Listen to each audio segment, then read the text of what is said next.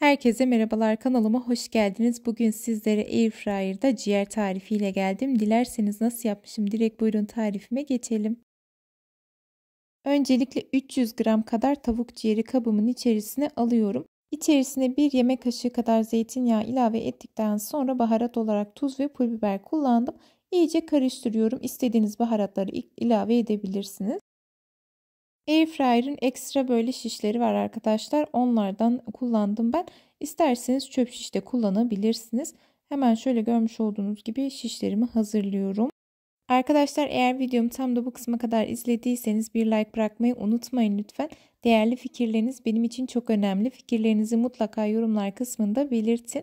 Eğer kanalıma şimdiye kadar abone olmadan izliyorsanız direktmen bu videodan sonra ücretsiz olarak kanalıma abone olabilirsiniz. Ciğer şişlerimi hazırladıktan sonra Airfryer'ın içerisine ızgara telini aldım ve üzerine şişlerimi diziyorum. O kadar lezzetli oluyor ki mutlaka denemenizi tavsiye ediyorum. İsterseniz ızgaranın altına ufak ufak dilimlemiş olduğunuz patatesleri de koyabilirsiniz. O şekilde de çok güzel oluyor. Hemen 180 derecede manuel ayarda 20 dakikaya ayarladım. 20 dakika gayet yeterli geldi. Bu arada bir kere çevirdim pişirirken. Ciğerlerim gayet güzel bir şekilde pişti. Şöyle hemen sizlere yakından da göstermek istiyorum.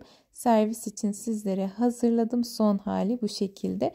Restoranlarda olduğu gibi aynen böyle dışarıda yemiş olduğum ciğerlerin tadında gerçekten mutlaka denemenizi tavsiye ediyorum. Bir videonun daha sonuna gelmiş olduk. Beni izlemiş olduğunuz için çok teşekkür ederim.